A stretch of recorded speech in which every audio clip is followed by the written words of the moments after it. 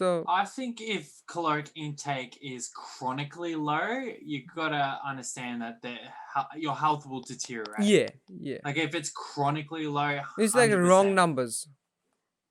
Yeah, like Connor brought up like a lot of like different key points before. Like, I mean, chronically low health can go, yeah. So Connor was talking hormonal. So for females, your menstrual cycle, like you could lose your menstrual cycle. Mm-hmm. Um, reproductive function can obviously go down. Libido can go down. You can talk about other immune Your face can sink system, in. thyroid function, Yep. fatigue. Like fatigue is like a major one you'll probably realize straight away. Like think of like Hypertension. all the think like the moment that your performance in this gym starts to like deteriorate, like or think of like when people have like short tempers and shit like that. Mm-hmm. So like I think a big well, you might know if you've dieted for a very long period of time, you'll probably start to notice when you're in the gym, like you'll find that working out is a lot harder. But you know, not only that, man, like injuries. You know, injuries can occur from this. Just like there's so many different things that can occur from if we're just looking at um a real chronic, you know, condition of someone really chronically dieting for, like Connor said, all year long. Um, yeah, like if you're in those levels, you're kind of pushing boundaries quite heavily. So Mm-hmm. that like when it comes back to the question of what are some of the issues, there's loads of issues when you're at that end, for sure. Yeah, I think you raised some really good points there. I think, yeah, again, in the nature of, let's say, you're chronic dieting, one of the goals is fat loss. It's pretty fair to say most people are doing chronic dieting is usually for fat loss goals, unless they're just completely off. You're trying to get massive, trying to get massively strong, get huge, get jacked. Chronically being in a deficit probably isn't the way to go. So just making sure we're talking about the right population, the ones that are trying to lose weight, in particular fat. So with the nature of, fat loss, there's a few things we've got to consider. We do need to be in a deficit. So there's one side of thing. The longer in a deficit, the more time we can have losing fat. There are Mm-hmm. definitely like good reasons to be in deficit and for a long time.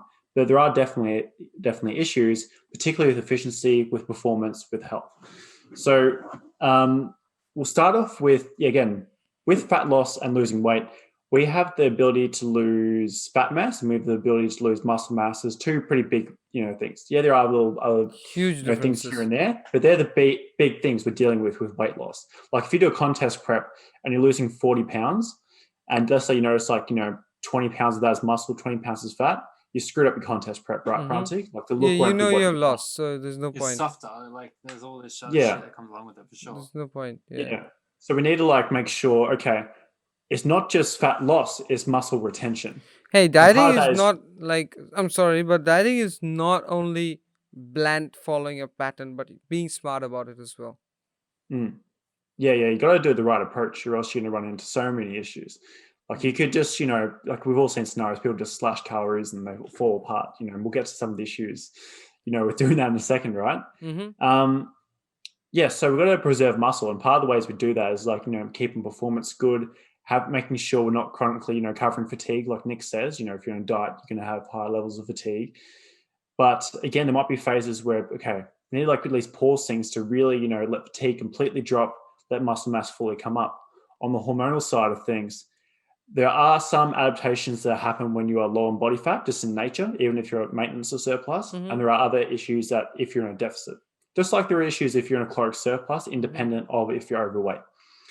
So some of these problems are you're just too lean in the first place. So particularly if you're just too lean in the first place, it can be like, the nature of how hard you diet. Mm-hmm. That's usually a lot of the hormonal things. So if you look at the, example of, imagine philosophically we're looking at reproduction and evolution and this and that.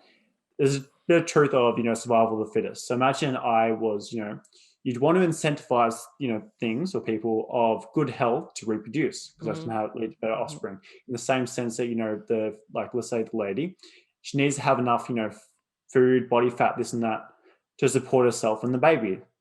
And I think if you look at that, zoomed out as a concept, you can almost zoom in and understand, okay, if you're doing, pushing too hard, you're doing all these things, you might struggle with, libido, sex drive as a guy. You might have like, reproductive, particularly menstrual cycle issues, like, for a lady. But I think the other side of things with fat loss is often it's just efficiency and mindset as well. I mean, like 1 week running at 50% versus 1 week running at 100% obviously produce very different results. And I think the longer you go at things, the efficiency starts to go down. Mm-hmm. And that's when you can, get hormones in a better place so the efficiency can improve. So imagine them going down, things aren't working. We put a pause on things. We maintain for 3 days up to like a month. Who knows? And then like those systems are up and running again. So you can run back at 100% efficiency. As well as it can be a good psychological break, it gives you a chance to fill out. You as a bodybuilder, you might be feeling just, oh man, I'm feeling flat, I don't think I could be good for a show. Get like filled out again. And it's like, okay, maybe I can do this, But yeah, that's a few thoughts there and some of the issues from a zoomed out perspective of chronic dieting.